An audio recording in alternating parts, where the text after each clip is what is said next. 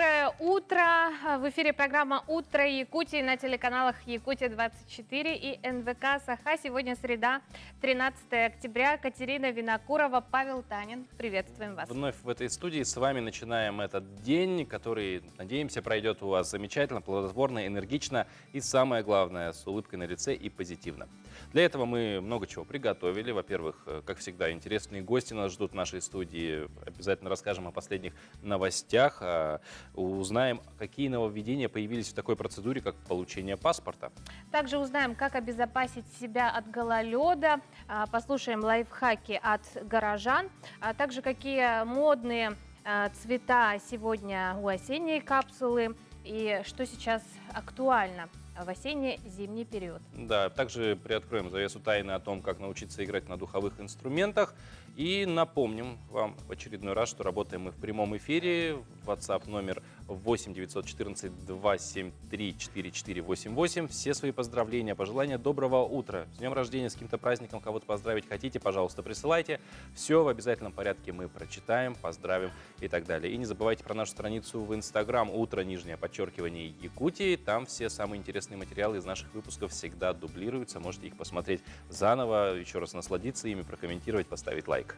Ну а если вы по каким-то причинам пропустили наш эфир, то вы всегда можете посмотреть их на Ютубе Якутия-24. Достаточно ввести в строке поиска «Утро Якутии». Ну а прямо сейчас самое время поговорить о погоде.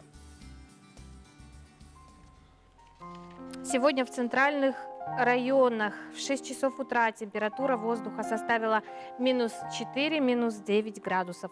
В Заречной группе от -5 до -13. В южных до -12 градусов, в Вилюйской группе 5 и 8 градусов мороза, в Нижнеленских до -9, в западных 7 и 10 со знаком минус, в Колымендигирской группе от -3 до -14, в Янских -4-6 градусов, на северо-западе -2 и 5. В 6 часов утра температура воздуха в городе Якутске составила -5 градусов. Атмосферное давление 755 миллиметров ртутного столба, ветер юго-западный 2 метра в секунду. Сегодня днем в Якутске небольшой снег, ветер северо-западный 4,9 метров в секунду. Температура воздуха днем составит 1-3 градуса мороза.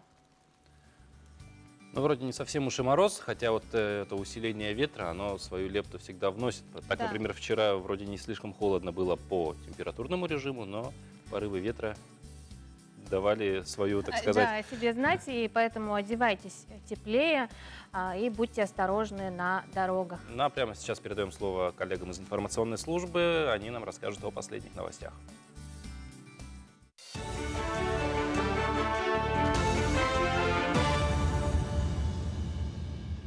Доброе утро, Якутия. Вашему вниманию выпуск новостей. По программе переселения населения из ветхого и аварийного жилья с 2013 года в селе Бердигистях построено 11 многоквартирных домов, в которые заселились 568 семей. В районном центре Горного Улуса компания «Адгезия» с прошлого года начала строительство 7 многоквартирных домов в квартале МСО. Строительство ведется по федеральной программе переселения населения из ветхого и аварийного жилья. В этом году планируется возведение монолитно-каркасных стен, полностью закончат установку окон и завершат работу по прокладке кровли во всех домах. На данный момент работы выполнены на 20%. В октябре следующего года в новых квартирах заселятся 176 семей. Многоквартирные дома в квартале МСО будут подключены к системе отопления от котельной МПМК, газовой котельной. Газовая котельная построена в прошлом году. Мощности предусмотрены с учетом вот строящегося квартала. Также предусматривается строительство пожарных резервуаров с насосной водоочистной станцией. Накануне в столице прошла пресс-конференция по итогам чемпионата мира по вольной борьбе среди мужчин, а также первенства России среди юниоров. Напоминаю, Раян Тютрин от команды Белоруссии завоевал бронзовую медаль на чемпионате мира, который прошел в Норвегии.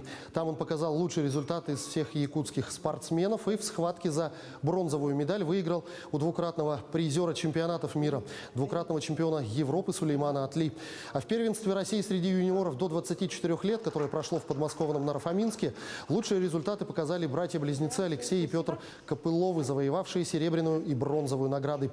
Накануне всех троих призеров поздравили, вручили денежные сертификаты и пожелали дальнейших успехов. Сами спортсмены сейчас оценивают свои схватки и готовы к дальнейшим сборам. Выступление среднее, недоволен результатом. Второе место – это самое обидное, чем третье.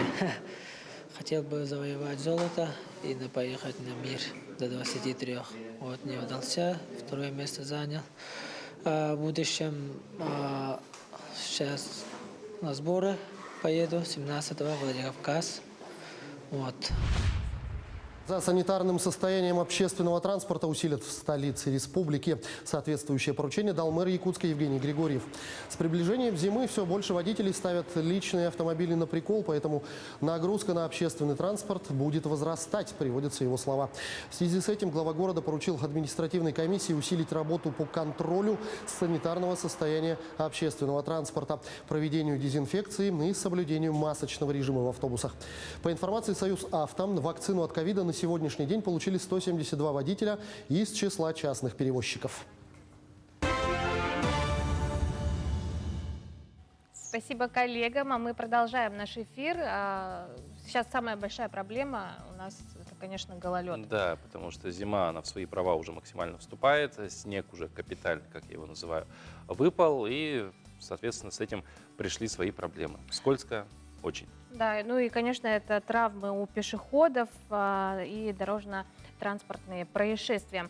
Как с гололедом борются в городе Нерюнгри, узнавала наша коллега Тамара Игнатьева. Сначала перепады температур, потом первый снег, устойчивые холода и начинается. Пропадает дорожная разметка. Куда ни глянь – лед. Большая часть нерингринцев уже подготовили зимние вещи и, переобувшись в теплую и удобную обувь, смело передвигаются по городу. Ходим нормально, тротуары посыпаны, все хорошо. Да, аналогично. Каждый год гололед. Но я здесь сюда временно приехала, поэтому я здесь осторожно как-то. Часто слишком не выхожу. Скользко очень, посыпают очень редко. Это сезон, это Якутия. И у нас бывает такое. Нет, мне не скользко, потому что вообще, во-первых, дороги всегда посыпаются, ходить нормально. Главное, аккуратно просто быть и носить обувь хорошую, и все будет тогда в порядке. Гололед становится частой причиной случаев падения. Иногда они приводят к серьезным последствиям – от сотрясения мозга до переломов. В период с 29 сентября по 5 октября 2021 года в Иркутско-центральную районную больницу в связи с травмами, такими как вывихи, растяжения, переломы, связанные с гололедицей, обратилось 75 человек. Из них взрослое население 50 человек и детское население 25 человек. На очистке дорог, внутриквартальных проездов и пешеходных переходов в городе задействованы 3 подрядные организации. И еще одна работает по распределению противогололедных материалов. На линию выходят 3 единицы спецтехники, 1 по отсыпке отсевам и 2 по очистке дорог, кварталов и пешеходных переходов. Естественно, мы обращаем особое внимание на социально значимые объекты, как то больницы, школы, детские сады, спуск в старый город, выезд на Серебряный Бор, на Беркакит. Большие проблемы у нас существуют еще очистки снега возле самих домов. Здесь, к сожалению, не справляется со своими обязанностями управляющая компания. Также гололед становится частой причиной дорожно-транспортных происшествий, и Нерингринский район не исключение. После первых осадков многие, не успевшие переобуть свои авто, теряли на них сцепление с трассой. С 29 сентября по настоящее время на территории Нерингринского района зарегистрированы 9 дорожно-транспортных происшествий, 3 из которых зарегистрированы на федеральной автодороге Лена, остальные в пределах населенных пунктов и межселенных автодорог Нерингринского района. В одном дорожно-транспортном происшествии 1 человек получил травмы различной степени тяжести. По прогнозам, ближайшие 9 дней погода останется переменчивой, но уже в середине октября начнутся настоящие морозы, и город покроет толстым слоем снега. Тамара Игнатьева, Вадим Барашков, Нерингри. Ну, тем временем в Якутске погода, в принципе, аналогичная. Это гололед и это, как мы уже сказали, опасность. Да, даже короткая прогулка может превратиться, обернуться последствиями в виде гипса. Падение. Мы вышли на улицы Якутска, и у горожан узнали, какие лайфхаки они применяют для того, чтобы не подскальзываться, чтобы увереннее чувствовать себя на ногах во время гололеда, ну или, в конце концов, как удачно приземляться. Что вы делаете, чтобы не упасть во время гололеда? Просто иду, без всяких страхов. Иду и все. Что вы делаете, чтобы устоять во время гололеда? Я держусь за нее. Я делаю мелкие шаги. Что вы делаете для того, чтобы не упасть во время гололеда? Ну, я постараюсь ничего не делать. Что вы делаете для того, чтобы устоять на ногах во время гололеда? Я держусь об него. Я ноги приклеиваю. Стараюсь дома сидеть и не выходить. Зачем нет? Что вы делаете для того, чтобы устоять на ногах во время гололеда? Ну, это очень сложный вопрос. Я человек не очень молодой, поэтому хожу очень медленно, осторожно и потихоньку.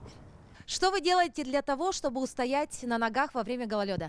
Не смотрю в телефон, во-первых, во время ходьбы.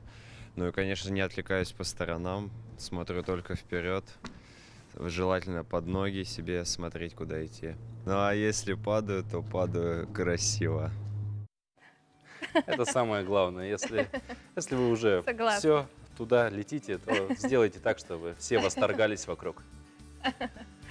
Тем не менее, берегите себя, ходите аккуратно и, да, смотрите пореже в телефоны, да, я согласна, особенно когда переходите дорогу. Особенно, когда дорогу переходите. Тем временем, осенний и зимний период, это не только гололед, повышается риск заболеть острыми респираторными инфекциями, просто простудиться банально или даже гриппом. И, собственно, здоровье в это время, оно как-то приковывает особое внимание людей. И если летом, как правило, люди уезжают на море, подышать морским воздухом и так далее, то осенний и зимний период – отличное время, чтобы побывать в соляных пещерах. При каких заболеваниях полезен метод спелеотерапии, узнаем в нашей рубрике «Мой доктор».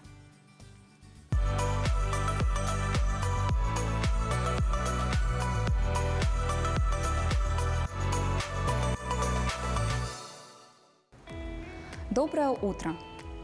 Лечение природными факторами всегда пользовалось популярностью. Соляная комната, она же колокамера или сплеокамера, это помещение, полностью от пола до потолка, покрытое соляными блоками. Кроме того, воздух постоянно распыляется в специальный солевой раствор, содержащий мельчайшие частички, которые оказывают главный терапевтический эффект.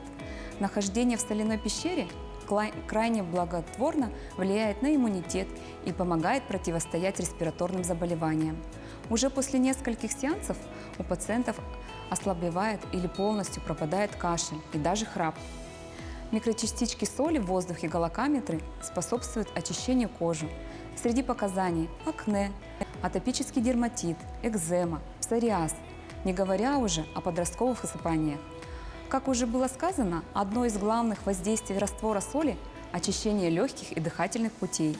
Это делает курс галотерапии обязательным к прохождению людям, работающих с химикатами, вредными веществами, проживающим в местах с загрязненным воздухом, курящим.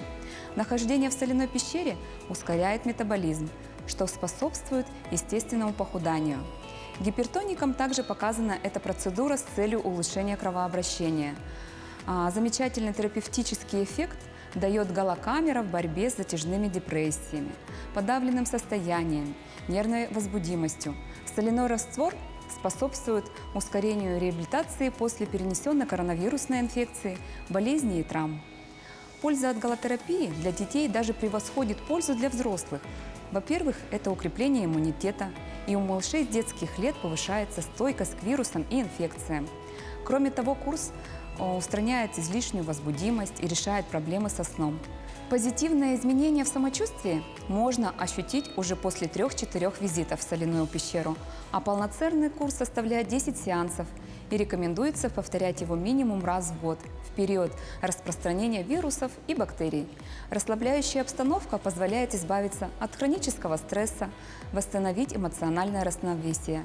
Соляная пещера – замечательная и доступная возможность заметно укрепить свое здоровье и решить множество проблем самочувствия у всей семьи.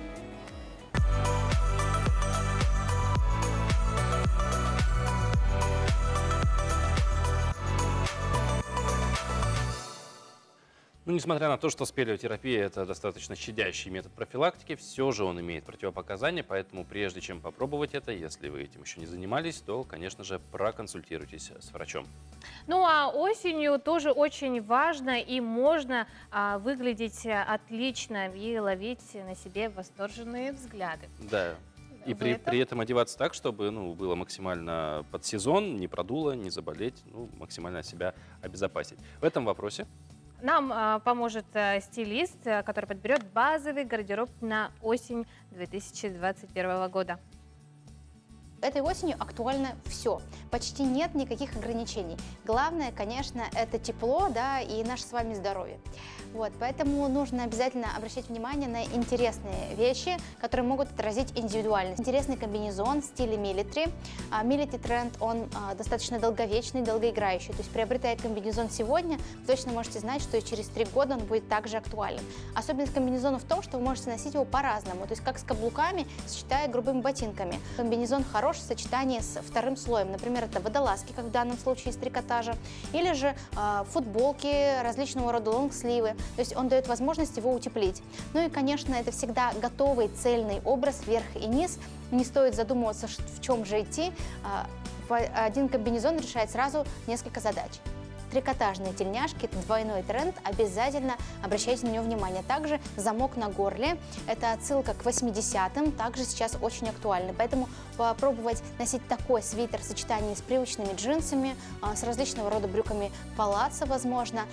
Такая тельняшка здорово подойдет даже к брюкам-джоггерам, то есть таким спортивным историям. Здесь мы выбрали такую вот клетчатую юбку. Сейчас клетка также актуальна, есть тренд на стиль преппи, это стиль американских студентов.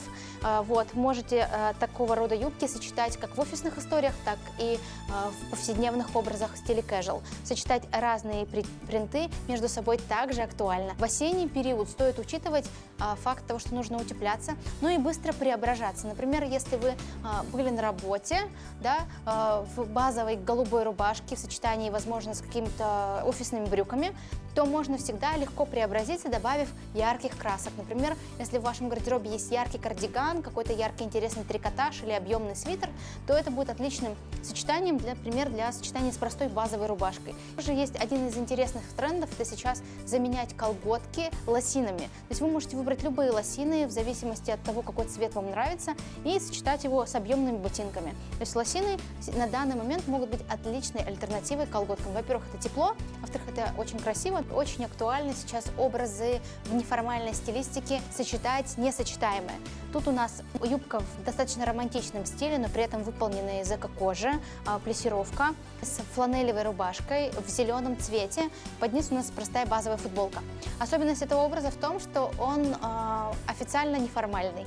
Его можно носить как, допустим, на учебу, точно так же на прогулку и так далее. Но тренд на гранж – это именно суть в том, чтобы образ был максимально небрежным, но при этом выглядел достаточно эстетично. Наш заключительный образ на сегодня – это костюм трикотажный. Он выполнен из футера. Подобного рода костюмы теперь может носить каждый, независимо от того, где и когда он работает. То есть это теперь образ не только домашнего костюма, но и костюма практичного, костюма, с которым вам будет удобно находиться 24/7, как на прогулке с детьми, точно так же и, возможно, на работе в случае, если вы фрилансер. В времена фрилансеров такая одежда, конечно, максимально актуальна. Ну и кожаная куртка, косуха. Косухи актуальны всегда. Это уже база, это уже то, что стало классикой.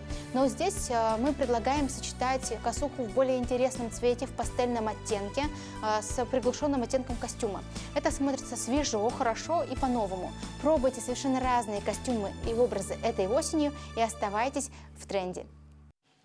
Знаешь, Паш, у якутян есть такое, ну, скажем так, преимущество, поскольку у нас продолжительные вот эти вот холода, да, нам у нас есть возможность постоянно обновлять свой гардероб, да, потому что постоянно нужно как-то обновляться, выглядеть хорошо, но в то же время это, с другой стороны, затратно. Да. Но, с другой стороны, обратно противоположный лайфхак, так как большую часть времени у нас очень массивная верхняя одежда в виде пуховиков, шуб и всего подобного, то можно, в принципе, особо гардеробом не озадачиваться, если вы часто попадаете в большое окружение людей внутри помещений. А ты вообще часто прислушиваешься и прислушиваешься ли к советам стилистов? Я слушаю их и ничего не понимаю. Поэтому я как-то в таких базовых вещах всегда хожу. Ну, я думаю, что у нас якутяне все-таки модные вещи, с этим не поспоришь, модные люди. Тут я соглашусь, да. Даже если посмотреть как минимум на якутские национальные костюмы, вот украшения, ну, это очень красиво. Что ж, а тем временем на календаре 13 октября узнаем, какими датами и событиями отмечен этот день.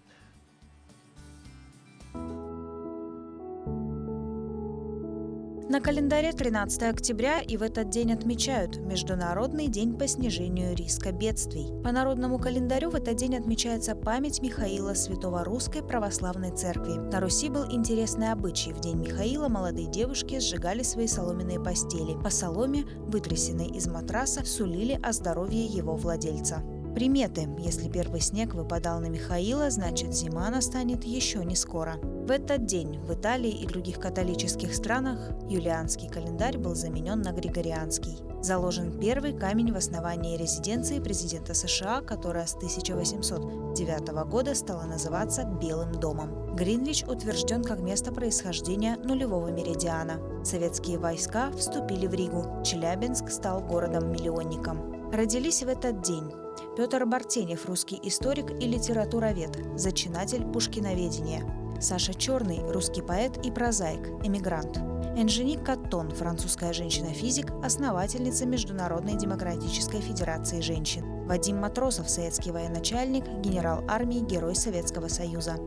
Маргарет Тэтчер, 71-й премьер-министр Великобритании. Саша Барон Коэн, британский комедийный актер, обладатель премии Грэмми. Пол Пирс, американский баскетболист, чемпион NBA. Именины празднуют Александр, Александра, Алексей, Василий, Вячеслав, Григорий, Леонид, Матвей, Михаил, Петр, Полина, Семен.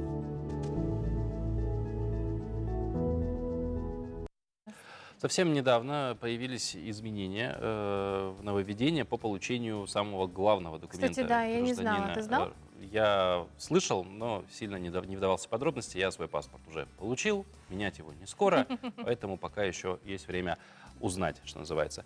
Тем не менее, что именно изменилось, какие теперь нововведения появились, об этом узнаем у аналитика центра «Мои документы». У нас в гостях Марианна Алексеева. Марианна, доброе утро. Доброе утро. Так что же изменилось? Да, действительно, изменения были на основании постановления правительства Российской Федерации от 15 июля под номером 1205. Это постановление вступило в силу с 16 июля текущего года и внесло изменения в положение о паспорте гражданина Российской Федерации. Если ранее на замену паспорта при достижении 20-45 лет нам давалось 30 дней, тогда, то сейчас этот срок увеличен до 90 дней. И в течение этого периода паспорт считается действительным. Также срок до 90 дней увеличен на получение паспорта в связи с достижением 14 лет. Но при этом, если паспорт меняется в связи с изменением установочных данных, это фамилия, имя, отчество, дата рождения, может быть, или место рождения. А также при изменении пола, тут, как и ранее, дается только 30 дней на замену паспорта. Ну, допустим, если 45 лет исполнилось, ну, уйдем немножко в прошлое, 1 июля этого года, ну, то есть, вот летом, то уже, получается, у человека было 90 дней на то, чтобы В данном случае гражданину дается 30 дней, так как постановление вступило в силу 16 июля. Проще говоря, 90 дней дается именно тем гражданам, которым возраст исполнился, начиная с 16 июля текущего года. То есть 16 июля уже как бы включительно? Да. Марьяна, ну одно из значимых изменений, да, было связано с отметками в паспорте. Да. Ага. О каких изменениях идет речь, какие отметки остались? Как мы все знаем, в нашем паспорте проставляются отметки. Это о семейном положении, о воинской обязанности, о детях до 14 лет, о ранее выданных паспортах и о заграничных паспортах выданных. Теперь же отметки, они всегда, вышеуказанные отметки всегда проставлялись в обязательном порядке. Сейчас же отметки о заключении брака либо расторжении брака, о детях до 14 лет, о воинской, о ранее выданных паспортах и о заграничных паспортах проставляется по желанию заявителя. Для этого гражданин подает дополнительное заявление, где указывает, какие именно отметки из них хочет видеть в своем паспорте. А какие остались обязательными для проставления? Обязательными отметками для проставления остались сведения о регистрации по месту жительства, это о постоянной прописке, и о воинской обязанности. В принципе, все остальное, я так понимаю, уже как бы стало возможным убрать из паспорта эти отметки за счет того, что цифровизация очень сильно идет, и сейчас, в принципе, любой орган, которому необходимо информацию получить, может в общую базу залезть и посмотреть. Да, совершенно верно. Они запрашивают через систему межведомственного взаимодействия. А какие-то еще дополнительные нововведения вот именно в части оформления паспорта появились ли, может быть, планируется, может, сейчас о чем-то уже разговоры идут?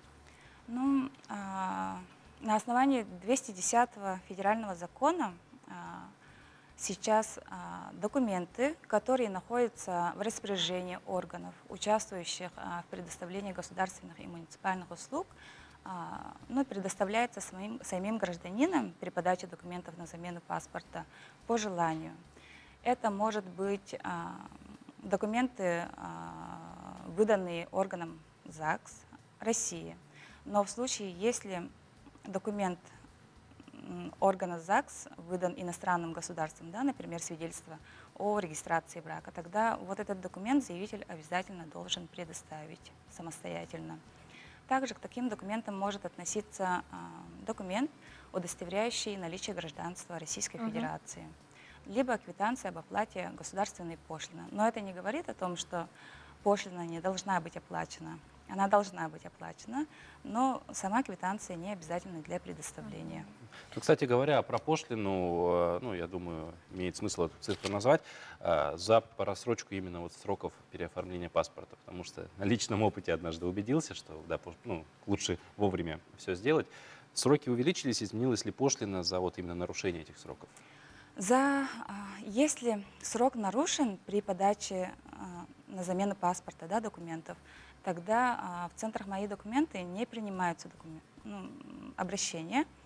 Это регулируется административным регламентом услуги. Обращаются напрямую в орган, в исполнительный. И размер может дойти ориентировочно до 3000 за просрочку. Марианна, наверное, также стоит напомнить нашим телезрителям, что через сайт «Мои документы» на госпошлину скидка, если идет есть оформление скидка 30%, но это в случае подачи через портал госуслуг. Госуслуги. На сайте МФЦ можно ознакомиться с общей информацией по услугам, а также записаться на предварительную запись. Спасибо, Марианна. Да, хорошего вам дня и спасибо, что в нашу студию пришли, нас полезной с нами информацией поделились. Мы продолжаем наш эфир, рассказывая о себе, о войне. 101-летняя блокадница Надежда Васильевна Строганова на своей странице в социальной сети набрала более 65 тысяч подписчиков. Свой личный аккаунт бабушка создала в день ее 100-летнего юбилея. Надежда Васильевна считает, что ТикТок является наиболее подходящей площадкой для разговора с молодым поколением. Надежда Васильевна переехала в Ленинград из Новгородской области в возрасте 14 лет после того, как большая семья, 8 детей и мама потеряли отца. Во время войны Строганова работала в школе, продолжая вести уроки и поддерживая детей, несмотря на дистрофию 3-й группы. По окончании войны Строганова вышла замуж и проработала учителем более 50 лет. Кроме того, блокадница сохраняет историческую память, добившись установки мемориальной таблички в память о погибших учителях на месте разбомбленной в годы войны школы. Но такими людьми, конечно, нужно гордиться, и мы, конечно же, гордимся.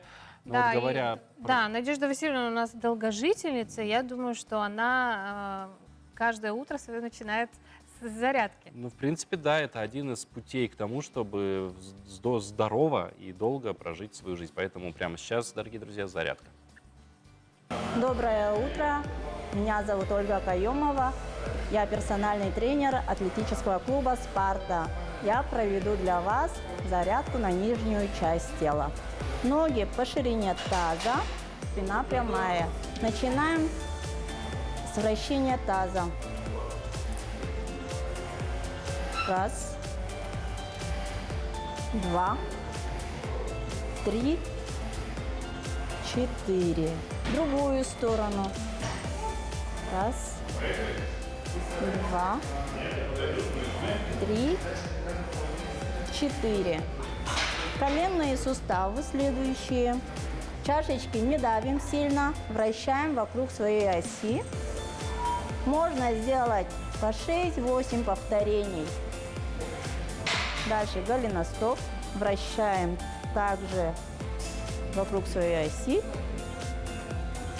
по 8-10 повторений. Приседание. Ноги по ширине таза, спина прямая, лопатки сведены, колени в сторону, таз немножко отводим назад.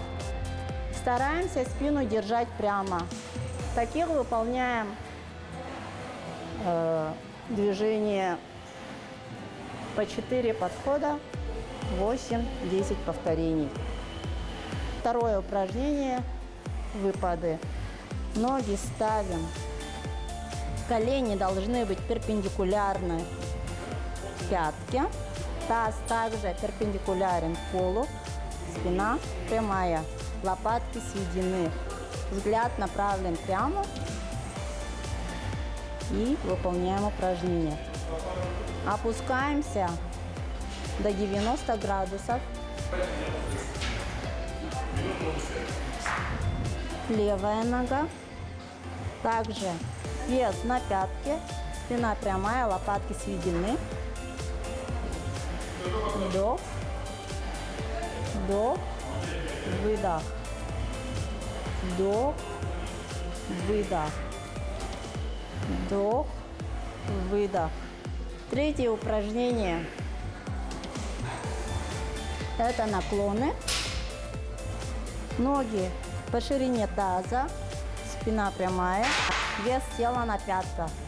Главная задача – отводить таз назад и при этом выполнять наклоны. То есть поясничный отдел стараемся не включать в работу. Данное упражнение у нас таких выполняем 3 подхода по 12 раз. На этом наша зарядка закончена. Всем бодрого духа! Доброго, бодрого духа. Да, и хорошего настроения на весь день. Прямо сейчас информационная служба нашего телеканала «На связи». Передаем слово Ивану Лазаренко, который расскажет о последних событиях в республике и за ее пределами.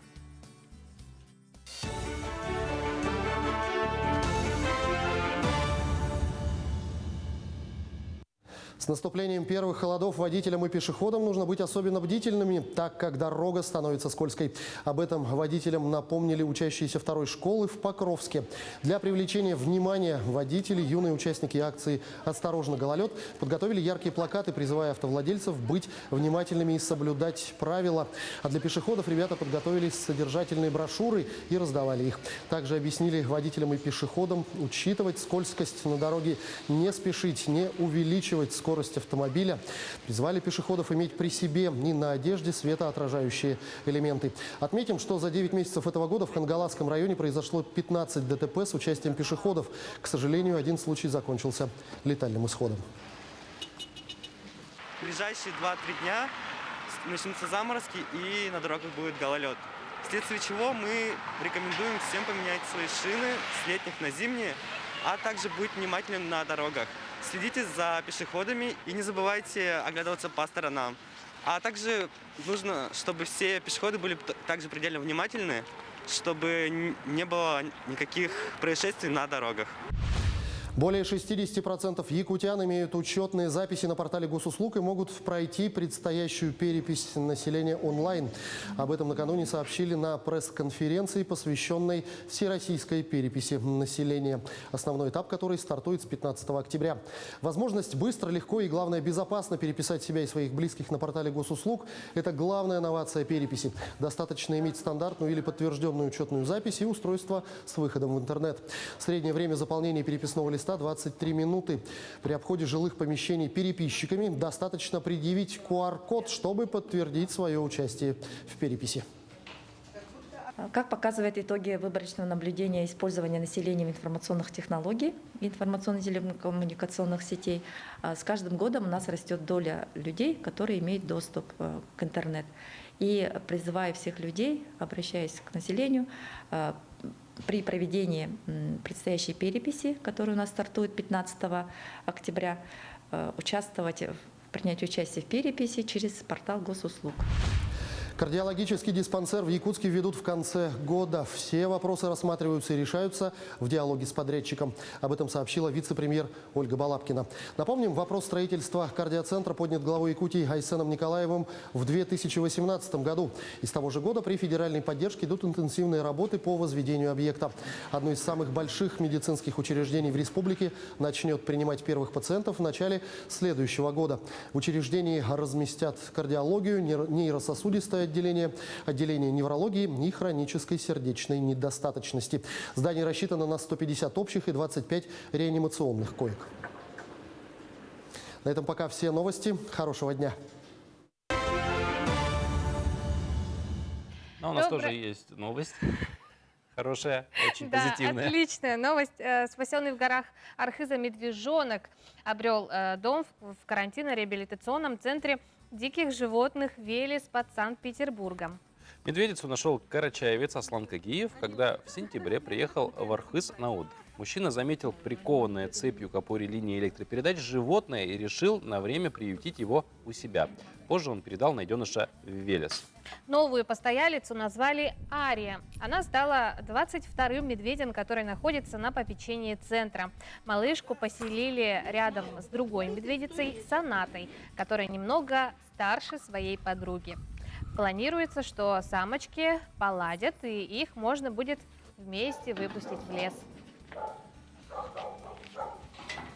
Приехала к нам с Карачаево-Черкесии.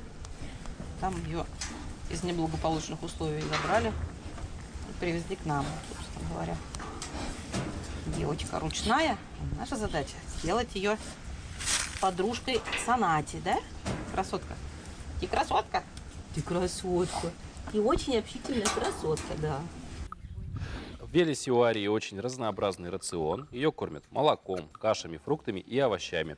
Кроме медведей, под опекой центра находятся северные олени, еноты, лисы, волки, рыси, песцы и даже львы. Пятку с ней. Давай так. Здрасте, у меня есть, не надо, я невкусная. Так, не надо уже со мной играться. И уже такая игру. Перечислили вот рацион медведицы, и захотелось сразу стать медведицей в этом центре. А я смотрю, так страшно все-таки не по себе в клетке с хищником находиться. Да, но мне кажется, к нему заходят специально обученные люди, которые с ними ладят. И медведи, наверное, их очень любят. Я согласна, скорее всего. Да. Но с Санкт-Петербурга перенесемся сюда поближе, конкретно в пригород Якутска. Мы начали цикл сюжетов, посвященный Табаге. Это село, расположенное... в пригороде города Якутска. Да. Начинается Табага со времени основания города Якутска. Ну а сейчас мы предлагаем познакомиться с семьей Федотовых, которая там проживает. Этот сундук достался нам от родственников мужа. Ей очень много лет. 17-го года даже. Угу. Что вы там храните? Здесь у меня украшения. Вот сутаж из бисера. Каждая вещь в этом доме с любовью. Каждая вещь – раритет. Любовь Егоровна Федотова в Табаге известна мастерица. А за рукоделие хозяйка освоила еще в молодости, но только на пенсии появилось свободное время и время творить. В ассортименте ее творчества – вязание крючком, вышивание, валяние и макраме. Гостиную украшают разноцветные яркие картины, цветы из фоамирана и бисера, а также изделия из полимерной глины. На рукоделие уходит немало времени, но для мастерицы главное сам процесс. Да, меня всегда тянуло к рукоделию с молодости, но после пенсии только время нашло. Но вдохновление, как? Мне просто уже желание есть, тяга к рукоделию. Но одним и тем же я не люблю заниматься. То вышиваю, то макраме, то вяжу. Вот внукам вяжу, куклы вон сидят. Одним и тем же мне не нравится. Любовь Егоровна по профессии ветеринарный врач. Приехала в Табагу по направлению Сюз Алданского района. С мужем Иннокентием Ивановичем поженились в 1987 году. И 34 года они живут душа в душу.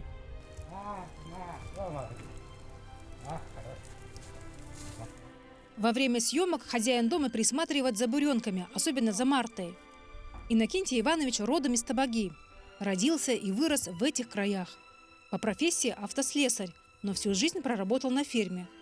Трудолюбие и особая любовь к дереву передалась от отца, плотника. Признается, после строительства своего дома интерес перерос в ремесло. На дворе дома много хозяйственных построек. Благодаря золотым рукам мастера обыкновенная древесина превращается в материал, а материалы уже в историю. Приоткройте дверцу-то, что там есть? Ну, тут, во-первых, у меня есть лавочка сделал, стол сделал, стулья, ну и, конечно, вот этот шкафчик, в общем. И даже вот тут вот спальник есть, вот спят вот они наверху, она там. Она спала там. Вообще очень здорово, прямо маленький мирок.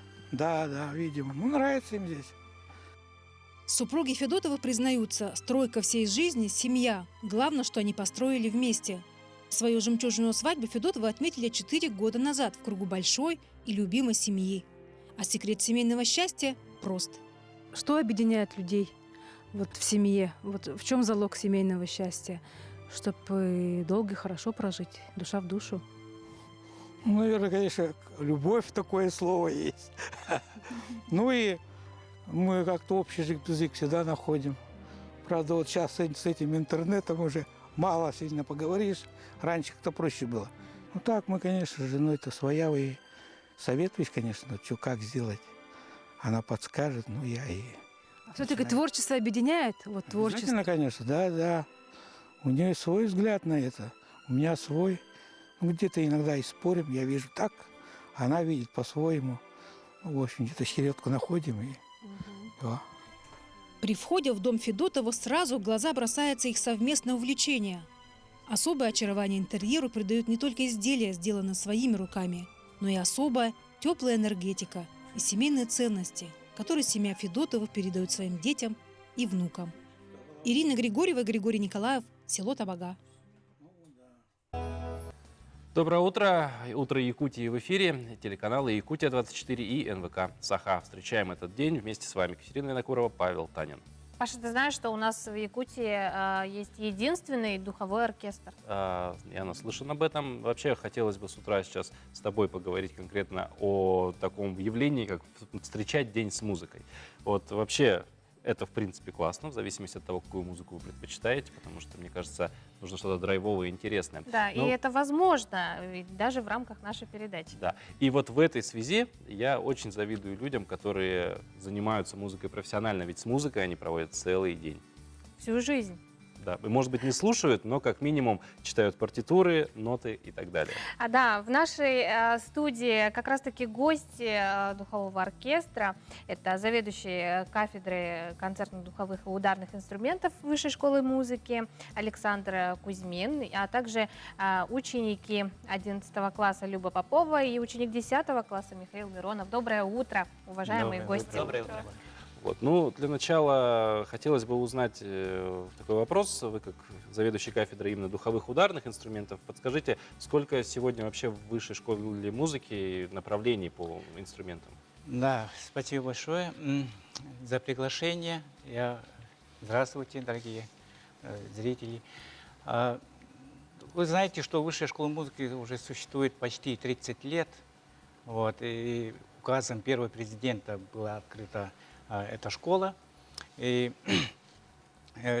я сейчас уже думаю, что очень правильная была политика, что именно в 90-е годы создать такую школу. Теперь мы уже пожинаем какие плоды свои. Да? Вот, говоря о нашей кафедре и вообще в школе, у нас направления разные. Значит, я возглавляю духовую кафедру. Есть кафедра фортепиано, да, сольного исполнения фортепиано. Есть кафедра оперного пения у нас. Вот. Ну и существует отделение разного направления. Там, и компьютерная музыка и так далее. Вот, так. Вот насколько нам известно, недавно с духовым оркестром у вас был выезд. Да, да, у нас был выезд во Владивосток. Есть такие ежегодно проводимые творческие смены для детей, духовиков, вот, на фестиваль-конкурс. Это проводится в течение 21 дня. Понимаете, это там возглавляется духовым обществом имени Халилова. Вот. Мы, значит, наш духовой оркестр Высшей школы музыки занял как бы передовое место. Тоже, опять, туда же попадают именно оркестры ведущие. Да, тоже туда конкурс. Почему? Потому что это все там бесплатно. Это правительство России. Сейчас возрождается вообще это исполнительство на духовых инструментах. И вы понимаете, что в 90-е годы был развал этого направления духового исполнительства. И поэтому сейчас повсеместно по всей России идет вот такое возрождение детских духовых оркестров. И лучшие духовые оркестры принимают участие вот в таких мастер-классах, вот, именно вот в детском центре. Мы также побывали в Артеке в 2018 году, а в Океане мы уже 2 раза были. В прошлом году из-за пандемии не поехали. Сколько человек, да? Это все дети в оркестре? Да, там, значит, условие, что дети должны быть до 18 лет. Вот. В оркестре в этом году я повез 25 человек, 25 человек. Вот. Жалко, что некоторые не поехали, потому что им уже за 18. Не прошли возрастную. Да, не прошли возрастную требование. Но это, конечно, для нас было испытание очень сложное. Вы понимаете, мы не занимались 1,5 года из-за пандемии.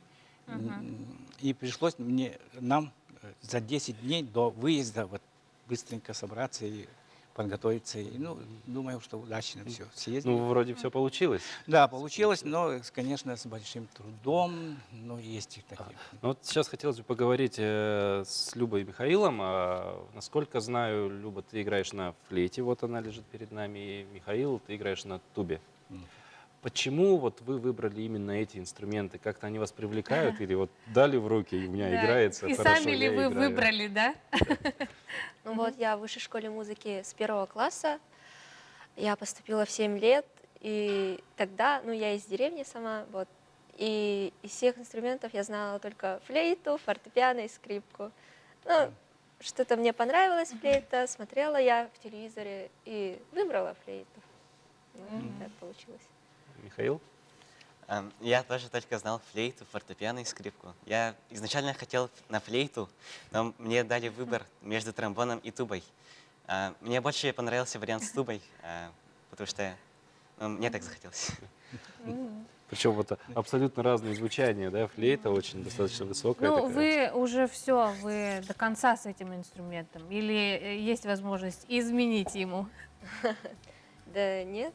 Я до конца, наверное, не было желания как-то поменять инструмент? Нет, вообще.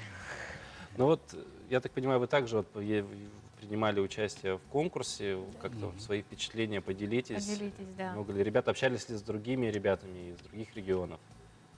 Ну, в принципе, нам запрещали, потому что из-за карантинных мер. Но во время репетиций, концертов мы с ними все равно общались, делились опытом, своими впечатлениями.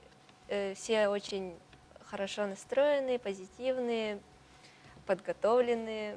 Мы, смотря на них, тоже хотели выложиться на полную. Ну вот тоже такой вопрос, я думаю, как людям, которые сейчас, возможно, в начале профессионального музыкального пути. Есть ли у вас какие-то деятели, не обязательно, может быть, музыкального мира, на которых хочется равняться? Вот буквально коротко. Ну, в первую очередь, это мой преподаватель. Вот. Ну, а у Миши? Да, тоже мой преподаватель. Да, мы потому что общаемся каждый день, мы все почти как семья. Да, как семья, потому что с первого класса мы уже Ну, хочется ведем. уже услышать звуки, да? Вы пришли с инструментами сегодня, и вот хотели бы вас попросить, может быть, Люба, исполнить пожалуйста. какую-то композицию. Ага, что это будет за композиция? Вы можете рассказать?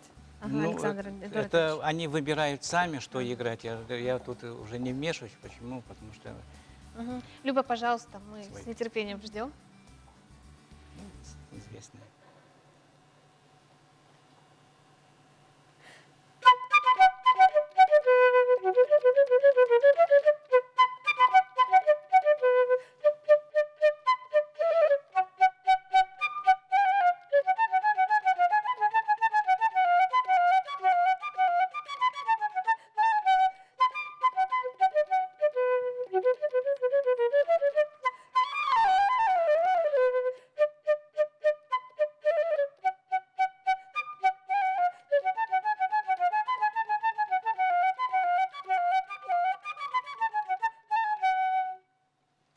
Это прекрасно. Да, у нас прям как осмотр какой-то. Миша, пожалуйста, ну, туба, да? Туба. Туба, да? Мгм. Ну, замечу, что это самый высокий инструмент в оркестре и самый низкий. Чарующий. Да, вот самый этот диапазон как раз контраст будет.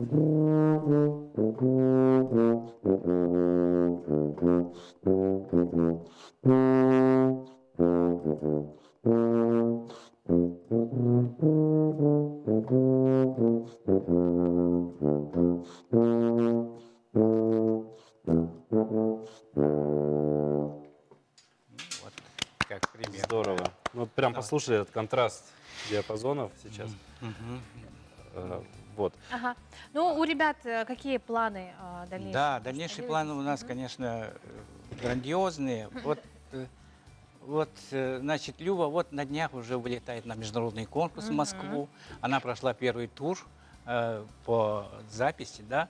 И вот сейчас на второй тур уже будут слушать воочию, там приглашают на второй тур в Центральную музыкальную школу города Москвы. Там идет международный конкурс. Будет. Это здорово, Мы это желаем очень тебе радует. удачи, Да? показать на все 100 себя. Да. Спасибо огромное. Да. А Миша тоже в свое время тоже лауреат международных, всероссийских конкурсов. Поэтому вот как бы они у меня ведущие. То ж, Александр Эдуардович, Миша, Люба, огромное вам спасибо за участие в эфире. Да, Спасибо, что подарили нам. Нет, я хочу поблагодарить, конечно, наше руководство школы, что за такую поездку, выезды. Хочу поблагодарить именно ассоциацию исполнителей на духовых инструментах, духовое общество имени Халилова в лице президента Михаила Аркадьевича Брызгалова. Вот. Спасибо большое, что мы теперь наравне со всеми можем соревноваться. И показывать школу нашу. Да, школа и республика. Главная наша республика. Ну а перед тем, как попрощаться, хотелось бы зачитать сообщение, которое поступило к нам на наш WhatsApp номер от Ольги, точнее от им Ираиды Николаевны, бабушки 5 внуков, ей 69 лет, она каждое утро встречает вместе с нами и смотрит нашу передачу, очень любит делать зарядку вместе с Ольгой Акаемовой со Спарты. Спасибо вам огромное, Ираида Николаевна, привет вам огромный. Да, ну и на этой прекрасной ноте, самой такой музыкальной, мы желаем вам отличного настроения. Наши гости, я думаю, тоже присоединяются к этому. Да, и хотим напомнить, что завтра эфира у нас не будет. Встретимся с вами в пятницу. Нас ждет профилактика, поэтому не скучайте, оставайтесь с нами на нашем канале.